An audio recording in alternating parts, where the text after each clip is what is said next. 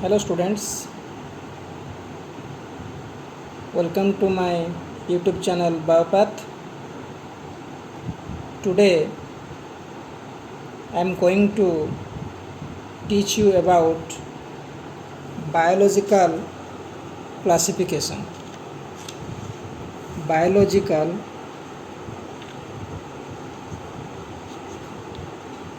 classification.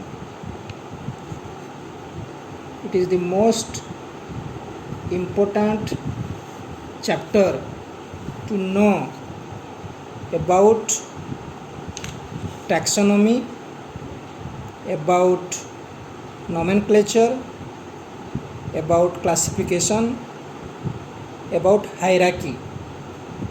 So, first of all, we have to know what is systematics.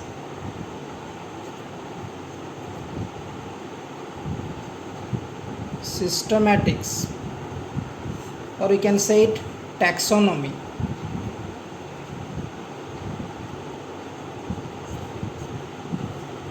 First,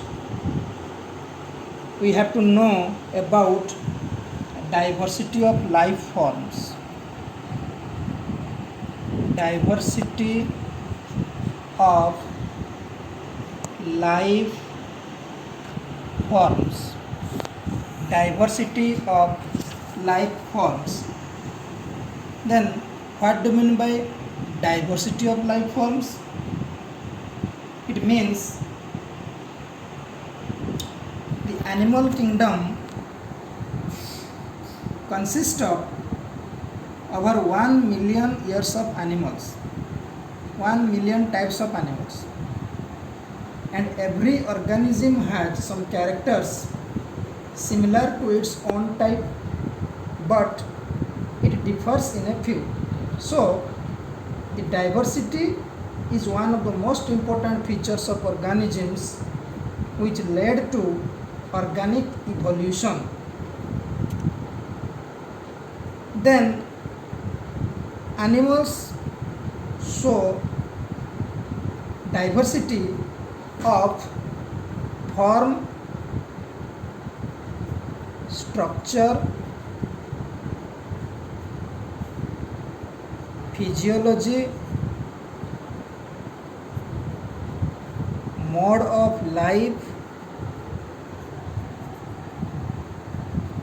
habitat,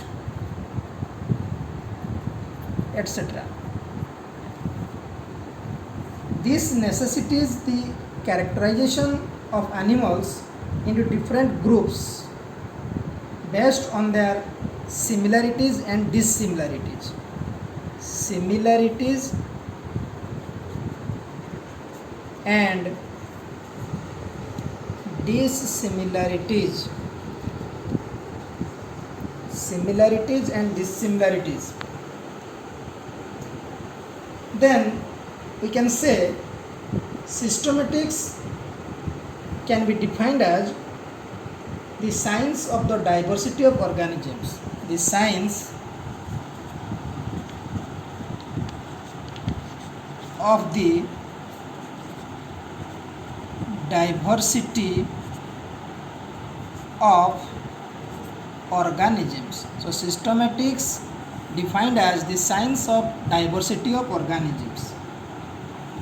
Then, the next point, need for classification. What is the need the scientist required for classification of organisms? Need for classification. First one, as you know that it is not possible for any person to study all the animals, so it will be easy to know about the different groups of animals by studying representatives of each group. So, classification is of great convenience to the biologist. It is your first point. Second, classification helps in storing information. Second is your storing information. Storing information.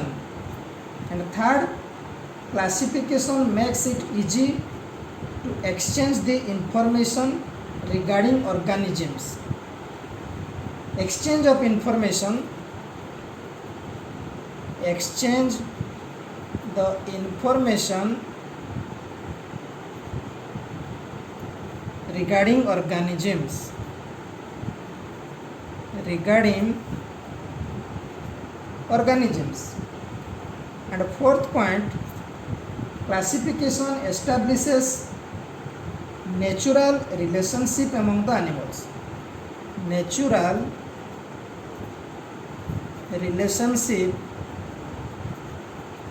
natural relationships among the animals, among the animals. So now we have to study about what is taxonomy. Taxonomy. Taxonomy is the branch of biological science that deals with identification, that deals with identification, nomenclature, and classification. Classification. The scientist first identify the newly discovered animal, then nomenclature. Nomenclature means naming the name of the newly evolved creature, and last their classification. So this is called taxonomy. Identification, nomenclature, and classification. Students, as you know that Aristotle,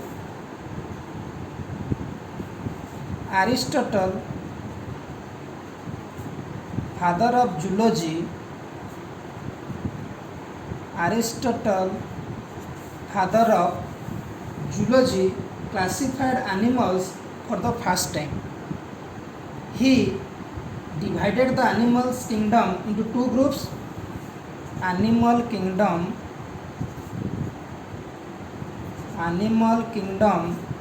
into two groups. First one is your invertebrates, or we can say Anima or invertebrates. Anima or invertebrates, and other is Anima,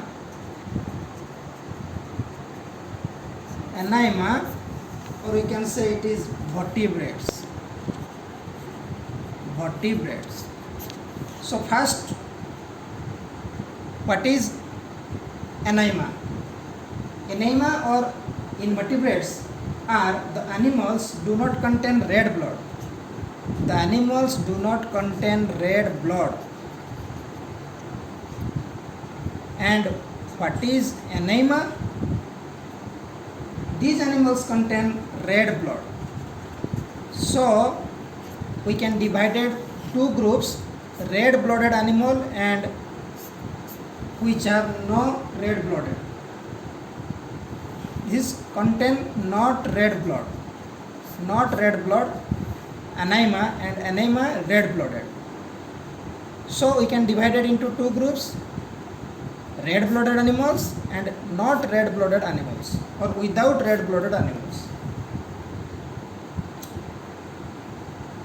This group is again subdivided. This red blooded animal group divided into two subgroups basing on reproduction. One is oviparous